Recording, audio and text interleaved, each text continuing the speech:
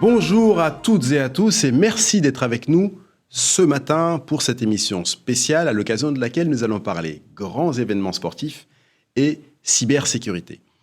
La réussite d'événements comme les JO ou l'actuelle Coupe du Monde de rugby passe bien sûr par un relèvement nécessaire et important du niveau de cybersécurité des organisations.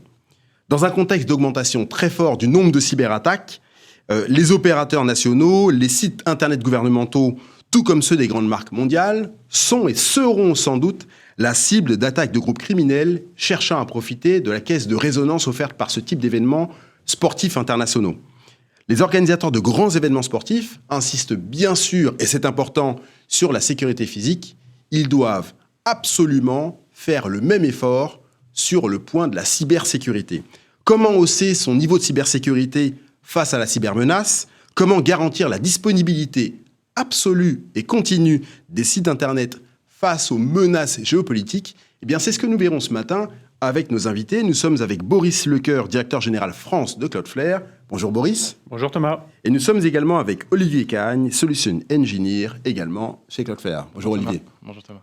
Alors, une fois n'est pas coutume, on va commencer une de nos émissions avec vous, Boris, sur de la météo. Parce que, pour la petite histoire, en présentant cette émission, on a parlé effectivement, en préparant l'émission, on a parlé de la menace.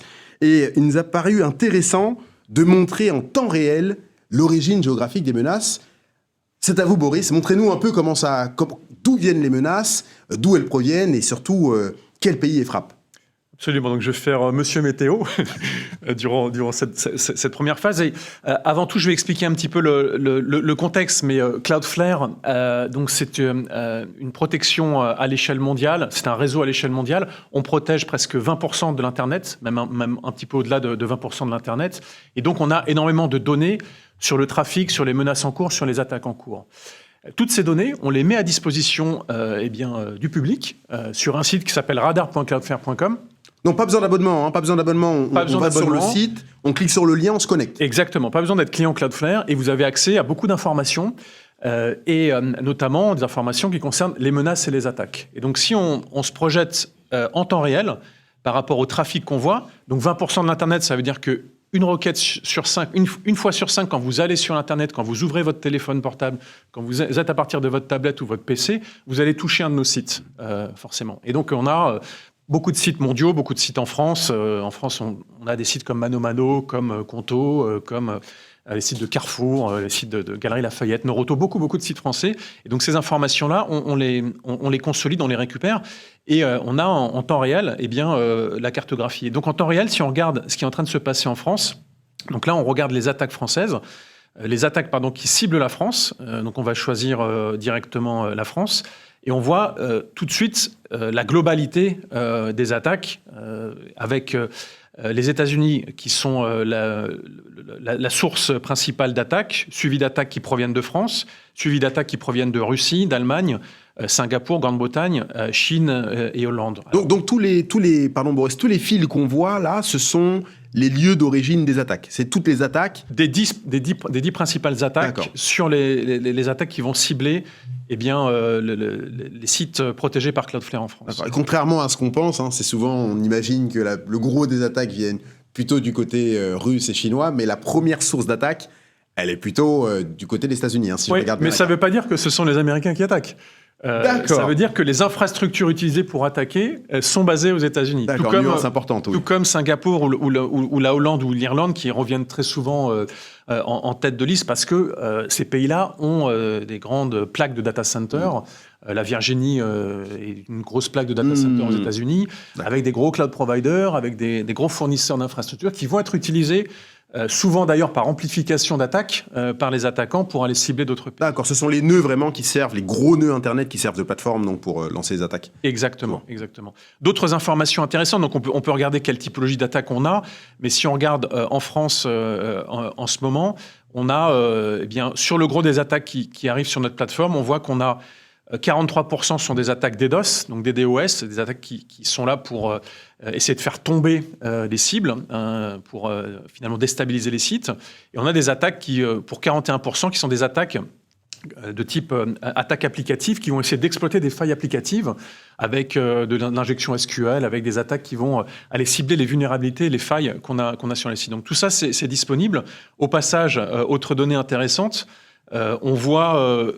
On a l'impression qu'Internet, ce sont essentiellement des hommes qui vont surfer ou qui utilisent des services Internet, mais c'est pour beaucoup des robots également. Et là, en temps réel, on voit qu'on a en France 27% du trafic qui sont des robots et 73% du trafic qui sont des humains. Ça s'inverse durant la nuit, puisque durant la nuit, les robots, il y a moins d'activité humaine, du coup les robots prennent le relais et le pourcentage principal. Mais on va y revenir, parce que parmi ces robots, il y a aussi beaucoup d'attaques qui utilisent des robots pour mener l'ensemble de ces attaques. Donc ça fait... vous l'avez dit, hein, Boris, donc on a un site qui est accessible pour tout le monde, gratuit, vous pouvez... tous ceux qui le souhaitent, en tout cas, qui veulent connaître l'origine de la menace, pas le pays originaire, pas le pays qui lance en tout cas les attaques, mais l'origine de la menace, peuvent s'appuyer sur ce site. C'est une adresse forcément à garder. Alors, je l'ai dit très rapidement en introduction, on sait qu'aujourd'hui, alors il y a la Coupe du Monde de rugby actuellement, beaucoup de compatriotes, beaucoup d'Européens, beaucoup de gens du monde entier qui sont venus donc, en France pour cet événement. On sait aujourd'hui que ces événements constituent, je le disais, une caisse de résonance, mais pourquoi est-ce que finalement il constitue une opportunité pour les attaquants ? C'est une opportunité unique parce que ce sont des événements planétaires. C'est une opportunité pour des attaquants qui peuvent avoir différents buts, mais un des buts peut-être de démontrer une supériorité de cybersécurité vis-à-vis d'un autre pays ou montrer que finalement, la cible a des protections basses. Il peut avoir aussi des contextes géopolitiques avec des points de singularité liés à un événement particulier. Alors, on y reviendra, mais cet été, on a eu beaucoup de groupes d'attaquants affiliés russes qui ont menacé et ciblé la France. Et on a aussi des tentatives de déstabilisation, également des tentatives... finalement, pour détourner l'attention également, ça peut être l'occasion de mener une attaque pour détourner l'attention, pour mieux rentrer par un autre moyen et pouvoir s'introduire ou s'infiltrer dans les systèmes. Si on regarde par le passé ce qui s'est passé, on prend les Jeux Olympiques de 2018 d'hiver qui ont eu lieu en Corée. On a eu des attaques qui ont fait tomber les sites des Jeux Olympiques. On a eu des attaques qui ont fait tomber les systèmes de Wi-Fi dans les stades, les caméras de surveillance et les panneaux d'affichage qui ont été hackés durant cet événement. Donc c'était une APT, un groupe qui s'appelait les Sandstorm et qui ont bien ciblé l'organisation des Jeux Olympiques, mais également des partenaires des Jeux Olympiques et qui ont fait des dommages assez importants en plaçant... notamment une attaque qui était de l'Olympic Destroyer, dont le but était vraiment de déstabiliser ces Jeux Olympiques. Quelles leçons on tire de ça, Boris ? Quelles leçons, vous, à votre échelle, en tant que Cloudflare, vous en avez tiré ? Et quelles leçons, si vous avez quelques indices là-dessus à partager avec nous, quelles leçons les grands opérateurs internationaux ont tiré, d'ailleurs étatiques d'ailleurs, pas juste les comités d'organisation, mais quelles leçons ont-ils tiré en termes de cyberprotection ? Parce que ce sont des exemples grandeur nature, finalement. Oui, alors les leçons qu'on en tire, c'est que la préparation est essentielle. Cloudflare, on protège beaucoup d'événements planétaires. On protège un événement qui est très attaqué, qui est l'Eurovision. On a d'ailleurs un papier disponible sur Internet qui explique comment on protège cet événement, notamment le système des votes, parce qu'il y a aussi... la nécessité de protéger des votes et la partie démocratique des votes, si je puis m'exprimer. On protège beaucoup de sponsors et également d'événements autour du Super Bowl, qui est l'événement le plus important au niveau planétaire. Et on protège aussi... on a d'ailleurs un programme dédié à ça qui s'appelle Galileo, qui est un programme qui protège, durant les élections, tous les partis politiques ou les systèmes de vote qui peuvent être exposés sur Internet. Et ça, on le fait gratuitement pour faire bénéficier tout le monde de ces protections. Et aujourd'hui, il y a toute une série d'attaques. Alors on va parler d'attaques DDoS, attaques volumétriques, attaques d'exploitation de failles applicatives, qui doivent être des attaques du passé, parce qu'on a des systèmes automatisés à l'échelle mondiale qui vont être capables de protéger des clients, de protéger des organisations quasiment sans qu'elles aient rien à faire. Et donc, on incite vraiment les sociétés à regarder ce que des solutions comme Cloudflare peuvent proposer pour, sur étagère et nativement, protéger l'ensemble des menaces qui peuvent avoir lieu sur ce type d'événement. Aujourd'hui, votre solution et d'autres de l'écosystème permettent de protéger des systèmes de billetterie. On sait qu'aujourd'hui, la billetterie, je parlais avec une responsable de Paris 2024 il y a quelques jours, on sait que la billetterie va être particulièrement quelque chose qui va être surveillé. Les sites, je regardais encore il y a quelques jours, le site pour prendre des billets à la Coupe du Monde de rugby, on sait que ce genre de site est particulièrement attaqué. On sait que les réservations d'hôtels, le groupe Accor, mais il y en a encore beaucoup d'autres, vont particulièrement être scrutées par les cyberattaquants. Aujourd'hui, vos solutions constituent un rempart pour protéger ce genre de site ? Absolument, oui. Alors, on a 3 grandes catégories d'attaques. Finalement, on a des attaques à des fins de déstabilisation, des attaques à des fins de sabotage. Le DDoS, c'est le plus visible, puisque quand on a une attaque pour faire tomber un site et que le site tombe, tout le monde s'en aperçoit assez rapidement, surtout si c'est un site qui est indispensable et critique durant les Jeux Olympiques. Donc, bien évidemment, les systèmes de billetterie, bien évidemment, les systèmes qui vont être utilisés pour les visiteurs, pour les touristes qui vont venir sur les Jeux Olympiques, donc hôtellerie, réservation de billets, voyageurs, SNCF, RATP.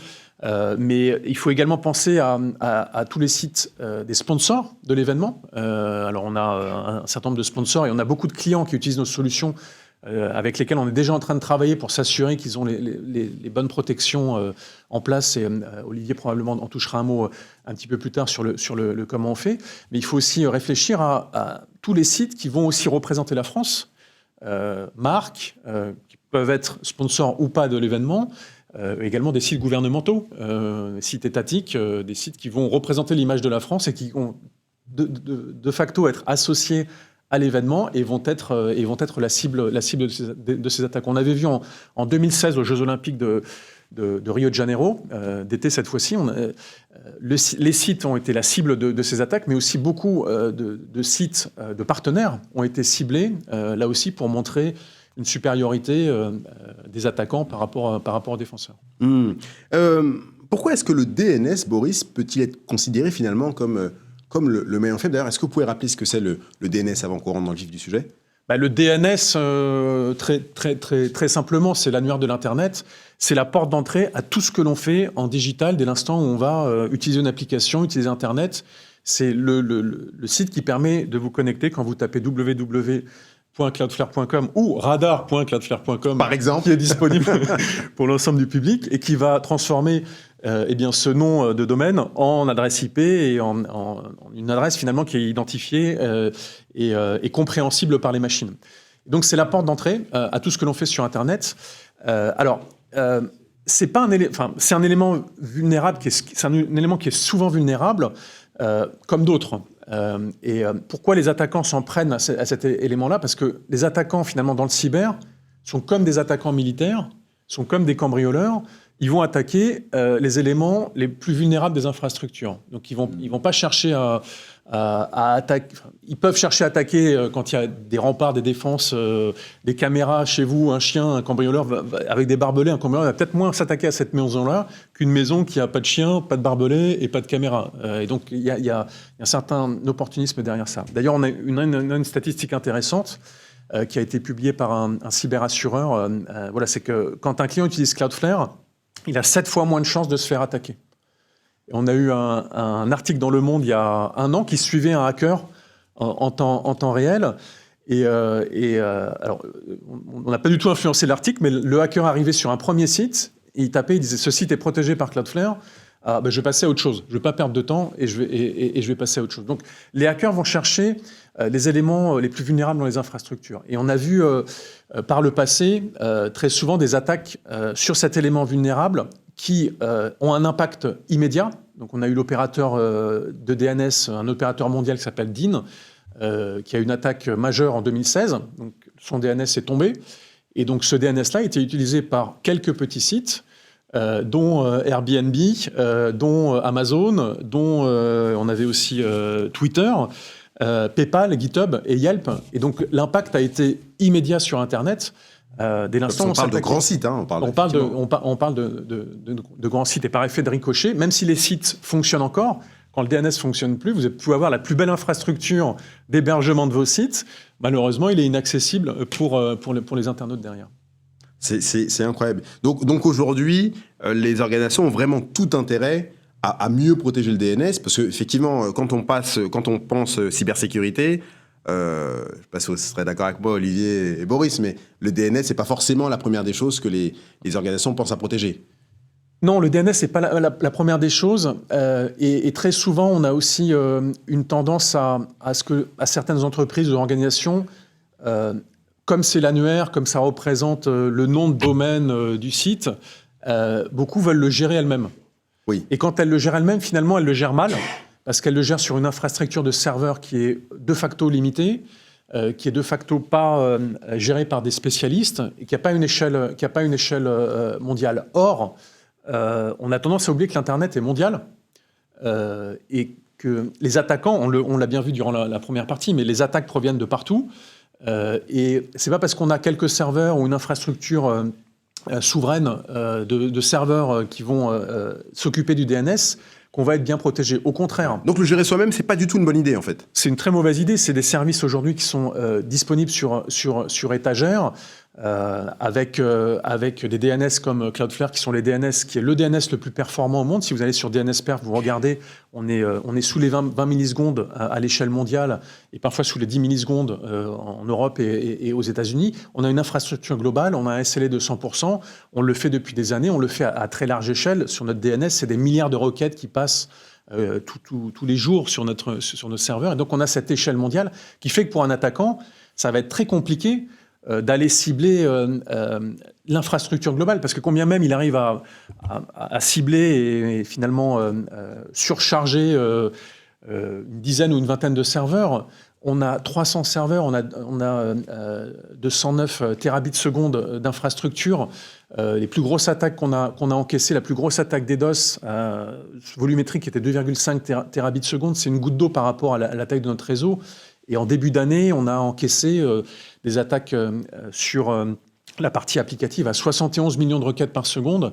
Ça reste très faible par rapport à la capacité globale de nos réseaux. Et c'est des attaques qui sont majeures. Hein. C'est la plus grosse attaque. Là, vous dites, Boris, des chiffres conséquents. Enfin, 2,5 terabits par seconde, 71 millions, vous disiez à l'instant. 71 millions de requêtes par seconde. C'est colossal, mais vis-à-vis de votre site, c'est des choses que votre site absorbe, si je comprends bien, relativement facilement. C'est des choses que nos sites absorbent et notre infrastructure va absorber à l'échelle mondiale, c'est-à-dire à l'endroit où l'attaque va démarrer. Et là encore, si on a des infrastructures souveraines, on va finalement importer ces attaques, et donc importer ces attaques sur le sol du pays sur lequel on a ces protections, saturer les boîtiers, saturer les lignes telco, et au final, être dans l'incapacité vraiment de résister face à ce type d'attaque. Nous, au contraire, on va contrer l'attaque à l'endroit où elle démarre.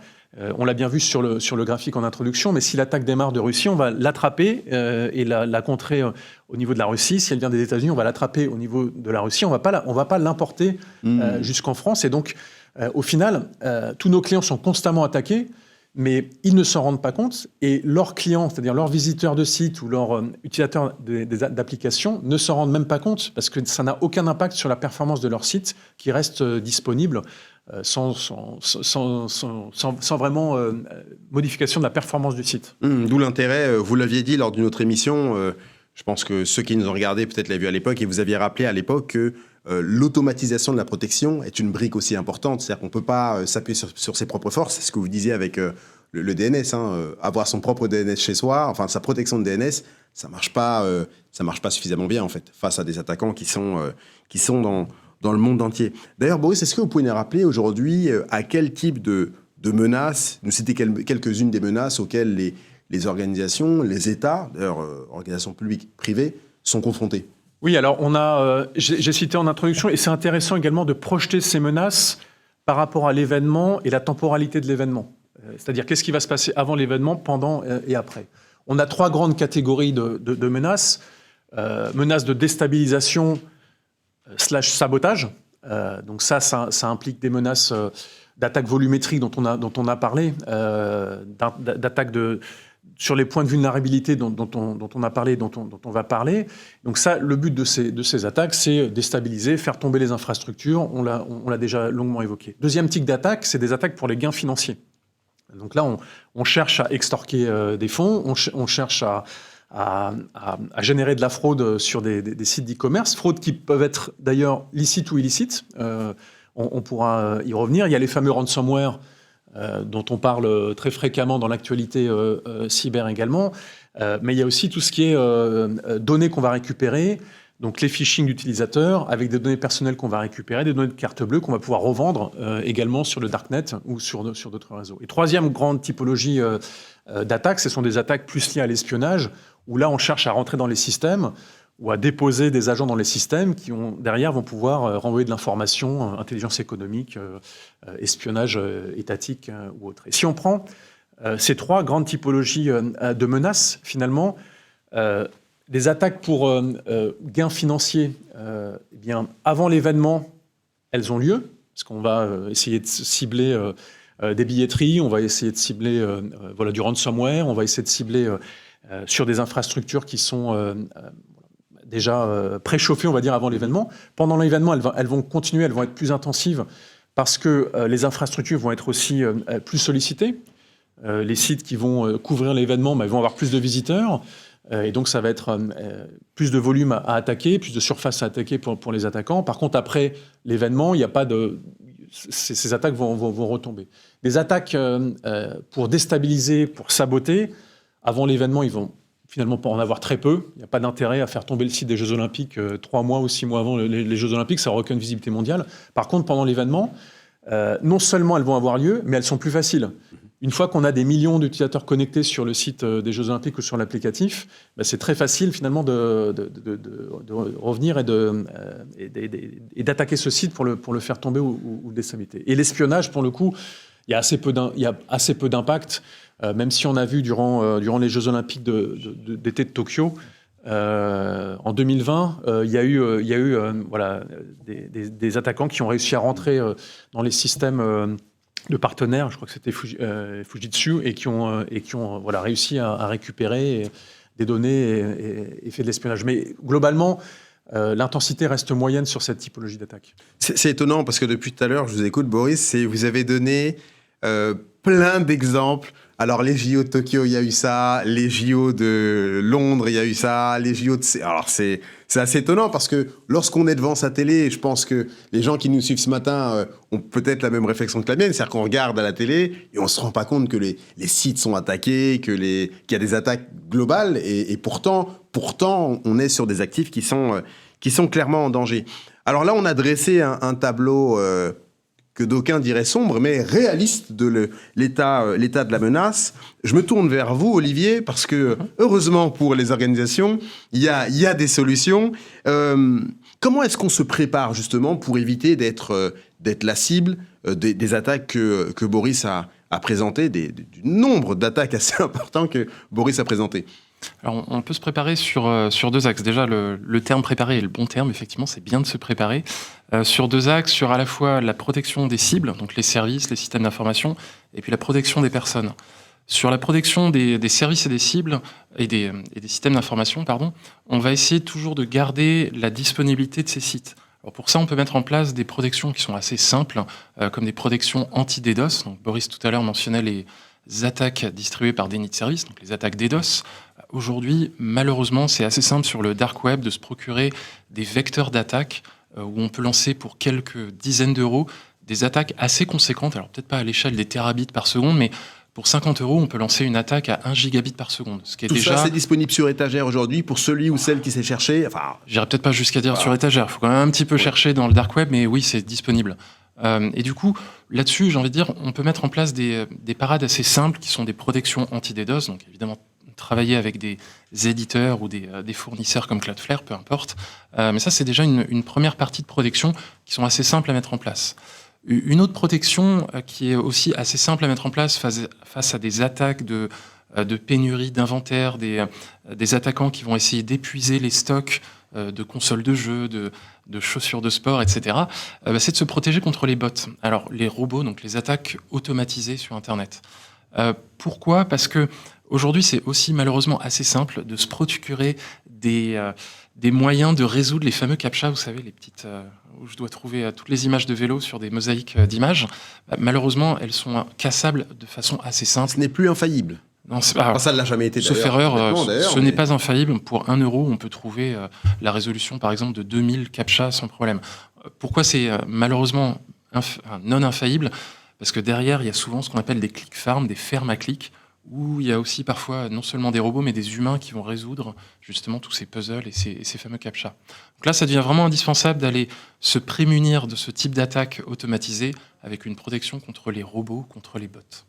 Si on remonte un petit peu dans les couches, pour rendre une application disponible et moins vulnérable, c'est aussi intéressant de déployer des protections applicatives. Alors souvent ce qu'on appelle des protections de type WAF, Web Application Firewall, pour aller s'assurer que une protection, peut-être qui n'est pas forcément à jour, reste quand même invulnérable sur Internet quand elle est exposée sur Internet. Je pense par exemple à des attaques de type cross-site scripting, SQL injection. C'est des attaques sur lesquelles les WAF peuvent agir correctement. L'autre vecteur ou l'autre point de haut dispo des services applicatifs ou des systèmes d'information, c'est de se prémunir d'exfiltration de données ou tout simplement de s'assurer de la confidentialité, de l'intégrité des données. Alors pour ça, il y a plusieurs choses. Il y a souvent la répétition de messages vers les équipes. C'est assez important de toujours constamment répéter les mêmes messages. Ne conservez pas des post-it avec les mots de passe. Ça paraît d'une évidence, mais j'en ai encore vu finalement à la télévision, sur une chaîne de télévision grand public, où on voyait clairement des post-it avec des mots de passe. Donc, n'envoyez jamais vos mots de passe à travers des messageries, à travers les réseaux sociaux, à travers WhatsApp, parce que ça peut dépanner un collègue. Pas de mot de passe. Et puis d'autres messages assez simples, par exemple, pour celles et ceux qui prennent de temps en temps le train ou peut-être l'avion, essayez d'utiliser des filtres écran. On voit absolument tout à 5 sièges d'écart sur vos ordinateurs portables. Je vais peut-être pas aller jusqu'au téléphone, mais au moins sur les laptops. Et puis évidemment, ne quittez pas votre siège en laissant votre ordinateur allumé et sans être verrouillé avec un mot de passe. Ça paraît évident, mais juste répéter ces messages, c'est utile à la mise en place de protection. On a encore besoin de répéter ces messages de bon sens. J'ai encore vu circuler des photos sur LinkedIn. L'un de mes contacts qui me disait qu'il était assis à côté d'un patron du CAC 40, écran visible, et puis il était en train de taper des chiffres. Alors, ce qui est bien aussi, alors je pense que je vois les messages auxquels vous faites référence sur LinkedIn. Il faut juste savoir que ces personnes qui mettent ces copies d'écran sur, ces photos sur LinkedIn font aussi bien les choses. De mémoire, cette personne était allée voir justement ce patron du CAC 40 pour lui dire attention, et sachez que je vais juste mettre une copie d'écran, mais évidemment sans indiquer de données personnelles, de nom, tout était flouté, etc. Donc c'est aussi un peu notre rôle aussi d'éduquer les gens dans le train, ou dans l'avion, dans le métro, dans le RER. Il y a d'autres solutions aussi pour protéger les datas qui sont un peu indépendantes des utilisateurs ou de la formation des utilisateurs. C'est la mise en place tout simplement de protection contre le phishing, contre l'hameçonnage par email. On sait aujourd'hui, à travers différentes statistiques, que 80% des attaques commencent par un email. Alors, ça ne veut pas dire qu'une personne va renvoyer un mot de passe par email, c'est juste cliquer sur le mauvais lien au mauvais moment. Ça peut avoir des conséquences assez désastreuses. Donc là, mettez en place des protections contre le phishing. Et de la même manière, que vous soyez au bureau, en télétravail, en déplacement, il existe des solutions pour filtrer les requêtes DNS dont vous parliez tout à l'heure, Thomas et Boris, pour filtrer également l'accès à des sites web. Il y a énormément de listes sur Internet qui sont accessibles au grand public, qui sont accessibles aux entreprises aussi, où il est assez aisé de bloquer à peu près 40 000, 50 000 domaines DNS connus pour héberger des sites malfaisants, des sites qui hébergent des virus et des attaques. Ouais, c'est important de le répéter. Hein. Pardon, Boris. On a quasiment 1 million de nouveaux sites de phishing qui sont créés tous les mois. Et très souvent, alors il y a les attaques phishing de base où je vous envoie un mail assez mal construit avec un mauvais lien à l'intérieur, et là, On va cibler des personnes qui ont assez peu d'éducation informatique ou sur ces sujets-là, mais il y a des attaques beaucoup plus dangereuses, qui sont des attaques qui se préparent 3 mois à l'avance, sur lesquelles un attaquant va analyser tous vos profils sur les réseaux sociaux, sur LinkedIn, sur Facebook, sur Instagram, sur Snapchat, sur tout ce que vous pouvez utiliser, comprendre quel est votre écosystème et travailler ces sites-là. Donc créer les sites de phishing qui vont être un site de banque, qui vont être un faux site DHL parce que vous attendez un paquet d'Amazon que vous avez commandé précédemment. Et donc ça se prépare en moyenne 30 à 90 jours à l'avance. Et ça, ce sont des sites, ce sont des attaques qui sont complexes, qui sont ciblées, qui sont sophistiquées, avec généralement des emails qui sont extrêmement bien faits, contextualisés, et qui vont aller cibler une personne en particulier. Très souvent, ce sont des cadres plutôt cadres dirigeants, type attaque au président. Et là, beaucoup de systèmes anti-spam ne vont pas être capables de défendre ces attaques. On a, nous, créé une technologie qui permet vraiment d'analyser très précisément le sens des messages, le contexte de chaque employé, de chaque boîte email, pour avoir la capacité, en alimentant nos moteurs d'intelligence artificielle, de contrer ce type d'attaque. On a une solution qui est vraiment unique dans le sujet, qui s'appelle Area One, et qui permet véritablement de contrer cette typologie d'attaque. Merci Boris. Et alors je peux compléter un petit peu cette partie phishing où on peut mettre aussi en place des solutions. Alors c'est peut-être moins évident à mettre en place qu'une solution anti-phishing, mais mettre en place des solutions d'évitement, d'exfiltration de données, ce qu'on appelle souvent en anglais le DLP, le Data Loss Prevention. Ça, c'est aussi important pour s'assurer, par exemple, que les documents qui ont une certaine catégorie dans Office 365, par exemple, ne peuvent pas être uploadés à l'extérieur du cadre de l'entreprise. Évidemment, il faut que cette solution, elle fonctionne à la fois quand on est physiquement au bureau et quand on est en déplacement ou en télétravail. Ouais, c'est important à rappeler pour les organisations qui ont encore beaucoup de gens qui travaillent à l'extérieur, et le télétravail, bien sûr, c'est généralisé. Exactement. Donc c'est important de le rappeler. Exactement. À côté de ça, donc sur cet axe protection des cibles, il va falloir aussi protéger les personnes. Alors c'est peut-être un petit peu moins évident à mettre en œuvre. C'est à la fois de l'éducation des utilisateurs, donc par exemple les gens qui vont aller visiter l'événement, les gens qui vont aller commander un ticket sur la billetterie des JO. Là, j'ai envie de dire, il y a des solutions qui existent. Par exemple, sur Android, il y a des applications qui permettent de vérifier si on n'installe pas des malwares, par exemple, donc des logiciels malveillants. Donc faire attention à bien utiliser ou à bien utiliser souvent les paramètres par défaut des téléphones portables, au moins sous Android. Il y a également des solutions de filtrage DNS qui existent. Alors évidemment, en France, on n'a pas la possibilité d'avoir les opérateurs qui filtrent le DNS du fait de la neutralité d'Internet, mais on peut installer des applications qui permettent, par exemple, de filtrer tous les sites d'une catégorie particulière. Alors je veux dire absolument n'importe quoi, mais des sites de jeux en ligne, par exemple, on peut catégoriser ces sites-là sur ce type d'application et donc éviter que vos enfants ou votre famille aillent visiter tel ou tel type de site. Et puis j'ai envie de dire, il faut continuer à sensibiliser toutes les personnes qui reçoivent des SMS, des appels malveillants. Mais évidemment, avec l'éducation, il y a aussi des outils qui existent. Donc par exemple, je voulais citer une application, parce que j'ai eu le cas dernièrement dans ma famille.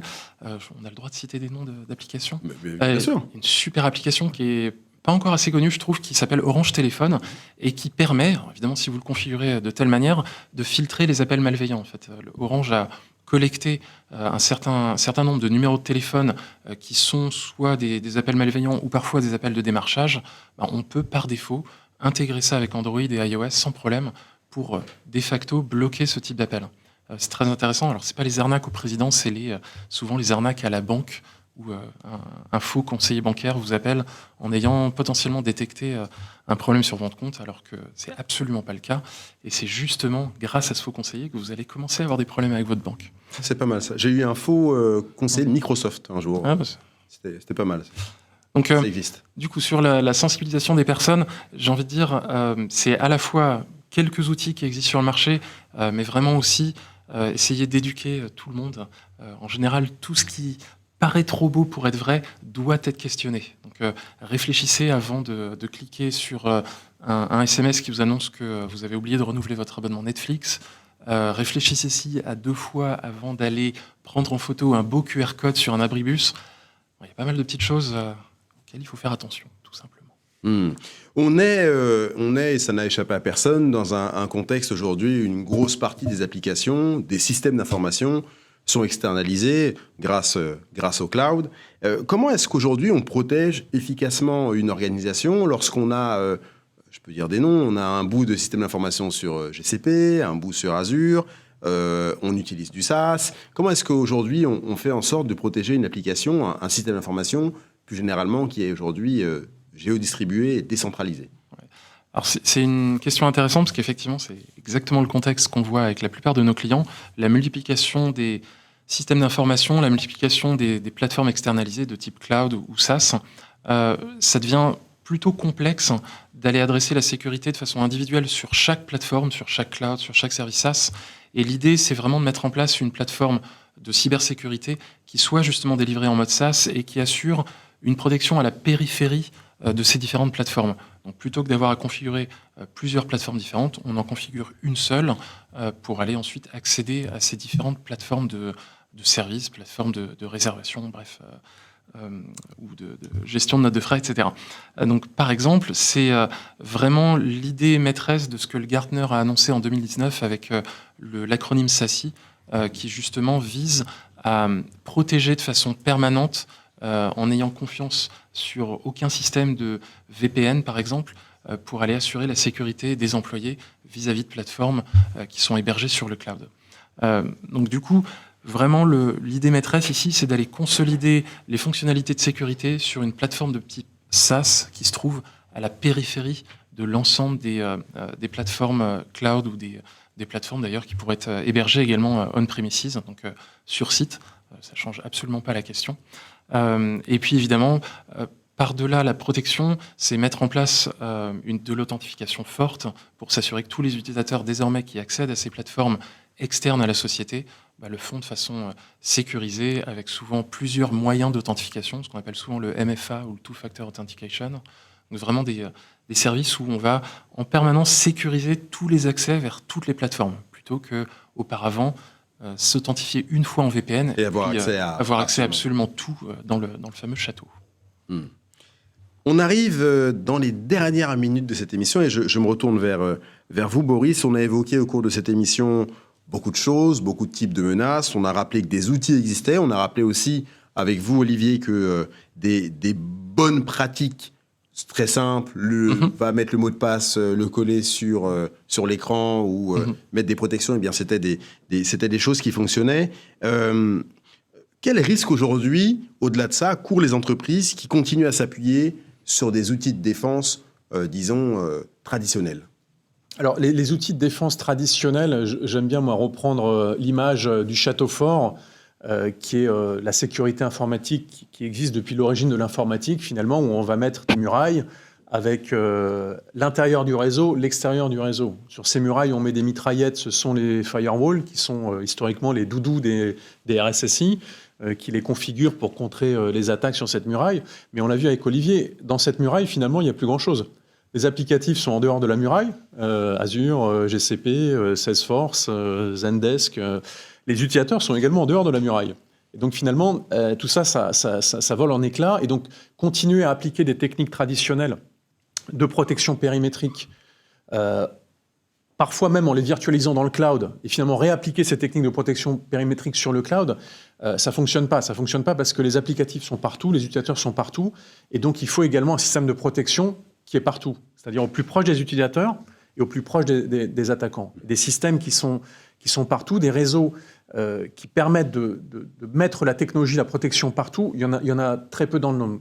Chez Cloudflare, on a construit un réseau. Il y a très peu de sociétés dans le monde qui ont un tel réseau. On a 12 500 interconnexions ASN. On est 300 points de présence. On est à moins de 50 maisons de chaque utilisateur de l'Internet dans le monde pour 95% des internautes, qui fait que à n'importe quel endroit dans le monde, eh bien, je vais avoir de la technologie Cloudflare qui va permettre de me protéger, qui va me permettre aussi de protéger en tant qu'employé ou en tant que visiteur des sites que je vais utiliser. Donc ça, c'est le premier élément. Et cette plateforme, elle est dans le SaaS, elle a un RC de 100%, elle est globale et elle va contrer naturellement toute une typologie d'attaques qu'on a vu, attaques DDoS, attaques volumétriques sur les niveaux applicatifs, sur les niveaux de couches réseau, tentatives d'exploitation de failles applicatives, c'est l'OAF et surtout ce sont des attaques qui ne sont plus comme la sécurité traditionnelle où on doit configurer en permanence, réajuster en permanence avec des nouvelles règles parce qu'il y a une nouvelle vulnérabilité qui est arrivée et du coup il faut mettre à jour l'empreinte vis-à-vis de cette nouvelle menace. On a des attaques qui évoluent en temps réel, qui se basent sur les données, la masse de données qu'on observe et qui vont mettre à jour en temps réel de manière automatisée pour contrer le dernier robot dont Olivier parlait, qu'on vient d'identifier, ou pour contrer même une vulnérabilité avant même qu'elle ait été identifiée par un humain, parce qu'on a identifié un point de singularité dans le trafic qui fait que là, on a un score qui nous dit ça, attention,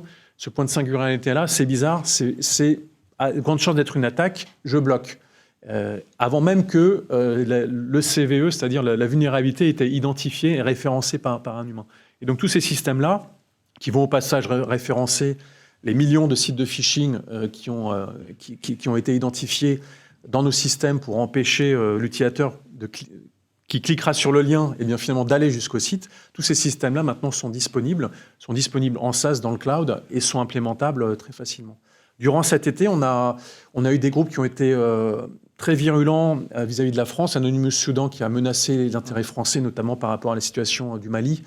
On a eu Killnet, on a eu Revil, qui sont des groupes affiliés à la Russie. On a eu les No-Name 0057 qui ont attaqué le site de la RATP, qui est un de nos clients sur lequel on les a aidés à enrichir leur protection. Pas de vacances pour les pirates. Non, et pas de vacances pour Cloudflare non plus. Je remercie d'ailleurs les ingénieurs Cloudflare parce qu'il y en a beaucoup cet été qui étaient sur le pont, qui ont aidé nos clients, qui ont protégé en urgence pas mal de sociétés françaises et de sites assez visibles derrière nos infrastructures. Je sais qu'Olivier fait partie de ces ingénieurs, donc c'est mon occasion également de remercier tout le travail qui a été fait, parce qu'il y a aussi cette notion d'urgence.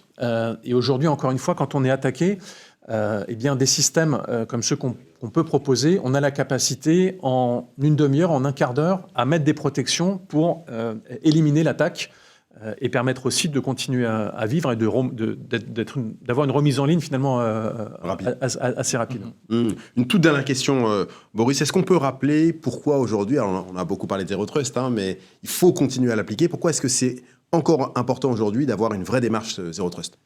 Alors, le Zero Trust, pour rappel, c'est justement le zéro confiance. Alors, je ne sais pas si c'est une terminologie avec laquelle on est...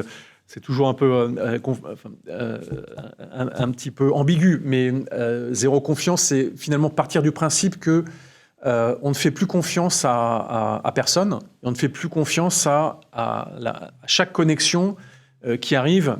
On va l'évaluer, on va la valider, on va la contrôler, et on va s'assurer que c'est des connexions légitimes, quel que soit l'endroit où est la personne, qu'elle soit dans le réseau, à l'extérieur du réseau, qu'elle soit dans un bureau, qu'elle soit au siège, qu'elle soit dans un data center, qu'elle soit sur le bord d'une plage en télétravail ou dans une maison de campagne. On ne va plus faire confiance à l'endroit où la personne est basée. On va la contextualiser, on va s'assurer que c'est la bonne personne avec une double authentification forte, comme Olivier le mentionnait.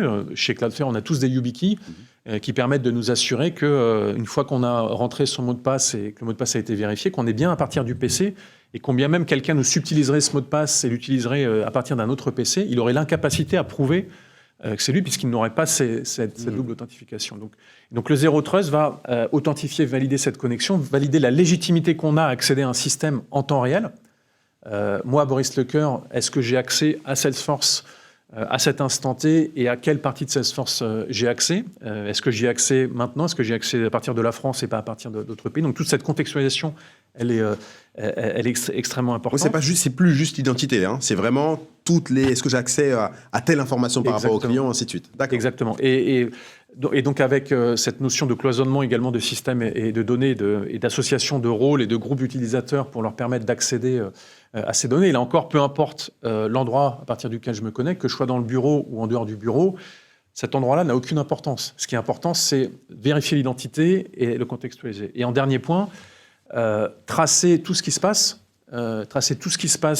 sur un poste utilisateur, sur un téléphone, pour être capable de loguer toutes les connexions qui ont pu avoir lieu et remonter dans le temps, dans le cas quand on a eu un événement ou un incident, pour pouvoir très rapidement remonter dans le temps. Voilà. Et on peut le faire avec 15 systèmes différents. On l'a vu, Olivier mentionner, protection de bot, protection DDoS, protection WAF, protection contre le phishing, protection Zero Trust. On peut le faire avec 15 systèmes différents. Mais la bonne nouvelle, c'est qu'on peut le faire aussi avec une seule et même solution. C'est ce qu'on propose chez Cloudflare, puisqu'on a la capacité à proposer toutes ces solutions dans une solution intégrée, avec à la clé des gains en termes d'implémentation, en termes des gains opérationnels et des gains financiers qui sont vraiment importants pour les entreprises. Ça, c'est une bonne nouvelle pour elles. Merci beaucoup, Boris. Merci, Olivier. Merci, Thomas. Merci à vous de nous avoir suivis. J'espère que, comme moi, vous avez appris beaucoup de choses et que vous avez fini cette émission encore plus riche que vous ne l'avez commencé, intellectuellement et prêt à mettre en place de nouvelles solutions pour votre entreprise. Je vous souhaite une excellente journée et je vous dis à bientôt.